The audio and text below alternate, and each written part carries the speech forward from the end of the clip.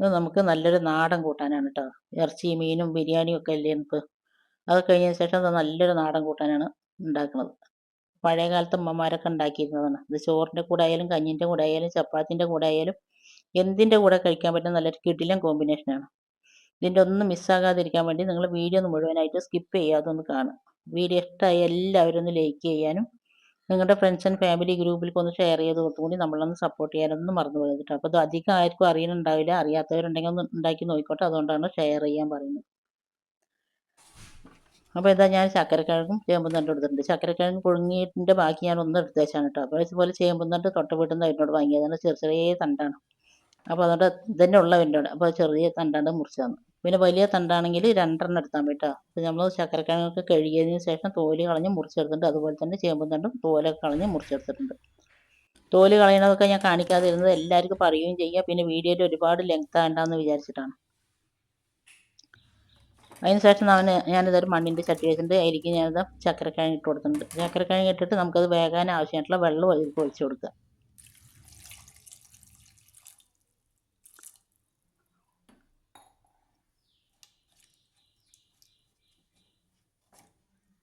വെള്ളം ഒഴിച്ചതിന് ശേഷം ഞാനിതിലേക്ക് ഇടുന്നത് ചേമ്പും തണ്ടാണ് കേട്ടോ. ചേമ്പും തണ്ട് നമ്മൾ വെള്ളത്തിലെല്ലാം മുറിച്ചിട്ടിരിക്കുന്നത്. അപ്പോൾ അതുകൊണ്ട് അതിൻ്റെ ഉള്ളിൽ നല്ലപോലെ വെള്ളം കടന്നിട്ടുണ്ടാവും. അപ്പോൾ അത് നല്ലപോലെ പിഴിഞ്ഞെടുക്കണം.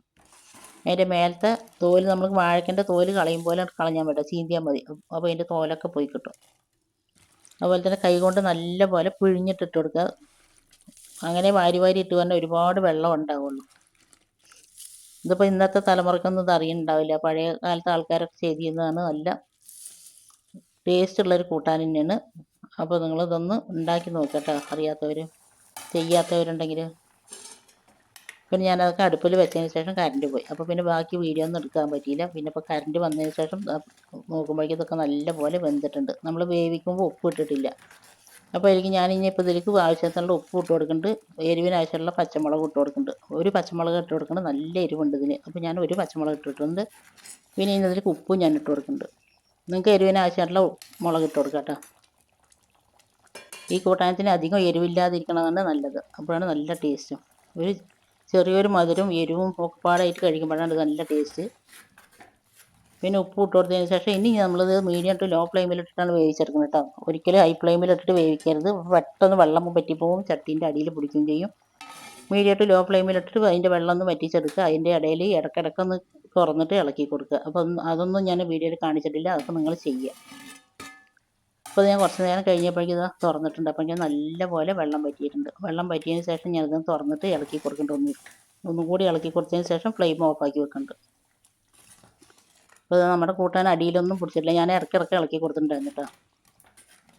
ഇനി ഞാനിത് ഫ്ലെയിം ഓഫാക്കുകയാണ്. ഫ്ലെയിം ഓഫാക്കിയതിന് ശേഷം നമുക്കിതിലേക്ക് ഒരു താളിപ്പ് ഇടണം. അതിന് ഞാനിതാ ഒരു ചട്ടി വെച്ചിട്ടുണ്ട്. ചട്ടി വെച്ചിട്ട് അതിലേക്ക് കുറച്ച് വെളിച്ചെണ്ണ ഒഴിച്ച് കൊടുക്കുന്നുണ്ട്. വെളിച്ചെണ്ണയും കൊണ്ട് തന്നെ ചെയ്യുക കേട്ടോ. അപ്പോഴാണ് നാടൻ കൂട്ടാൻ്റെ നാടൻ രുചി വരുള്ളൂ.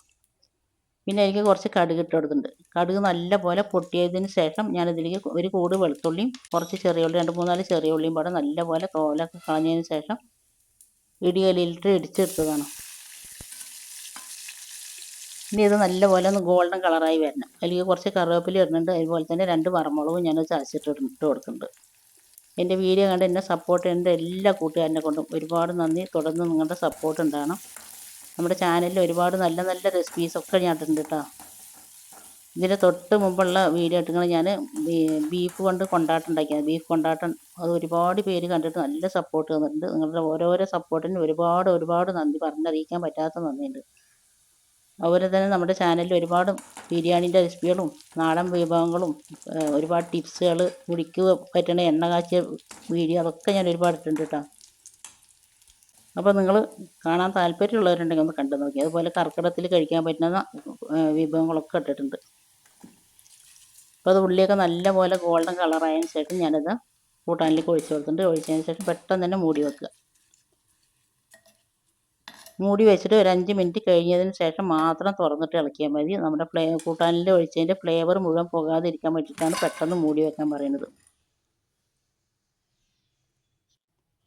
ഒരു 5 മിനിറ്റ് കഴിഞ്ഞതിന് ശേഷം തുറന്നിട്ട് നല്ലപോലെ ഇളക്കിയിട്ട് നല്ലപോലെ ഇളക്കി കൊടുക്കണം കേട്ടോ. അപ്പോഴാണ് കൂട്ടാൻ്റെ എല്ലാ ഭാഗത്തും ഇതിൻ്റെ ഫ്ലേവർ എത്തുകയും ചെയ്യുക. എണ്ണയും ഈ ഉള്ളിൻ്റെ എല്ലാതും എല്ലാ ഭാഗത്തും എത്തണം. കാണുമ്പോൾ തന്നെ അറിയില്ല. ഇപ്പോൾ നല്ല പോലെ കുറുകി വന്നിട്ടുണ്ട്. അടിപൊളി ടേസ്റ്റാണ് കേട്ടോ. അത് കാണുമ്പോൾ തന്നെ നല്ല ടേസ്റ്റുമാണ്, നല്ല ആരോഗ്യപ്രദമായിട്ടുള്ള നല്ല കൂട്ടാനുമാണ്. അപ്പോൾ നിങ്ങളെല്ലാവരും ഒന്ന് ഇതേപോലെ ഒന്ന് ഉണ്ടാക്കി നോക്കുക. ഉണ്ടാക്കി നോക്കുന്നുണ്ടെങ്കിൽ ഇതിൻ്റെ ഫീഡ്ബാക്ക് താഴെ കമൻറ്റ് ബോക്സിൽ അറിയിപ്പിക്കുക. വീഡിയോ ഇഷ്ടമായി എല്ലാവരും ലൈക്ക് ചെയ്യാനും ഷെയർ ചെയ്യാനും, ആദ്യമായിട്ട് നമ്മുടെ വീഡിയോ കാണുന്ന പുതിയ കൂട്ടുകാരുണ്ടെങ്കിൽ ഒന്ന് സബ്സ്ക്രൈബ് ചെയ്ത് സപ്പോർട്ട് ചെയ്യാനും കൂടി ഒന്നും മറന്നു പോകരുത്. ഇത്ര നേരം എൻ്റെ വീഡിയോ കണ്ട് എന്നെ സപ്പോർട്ട് ചെയ്തതിൻ്റെ എല്ലാ കൂട്ടുകാരനെ കൊണ്ടും ഒരിക്കൽ കൂടി നന്ദി പറഞ്ഞു. ഇൻഷാ അല്ലാഹ് ഞാൻ അടുത്ത നല്ല വീഡിയോ ആയിട്ട് വരുന്നവരെ അസ്സലാമു അലൈക്കും ബൈ. ഈ വീഡിയോ നിങ്ങൾക്ക് ഇഷ്ടമായിട്ടുണ്ടാവുമെന്ന് വിചാരിക്കണം. നിങ്ങൾക്ക് കിട്ടുകയാണെങ്കിൽ ഇതേപോലെ ഒന്ന് ഉണ്ടാക്കി നോക്കിയിട്ടോ. അപ്പോൾ ഓക്കെ, താങ്ക് യു, ബൈ.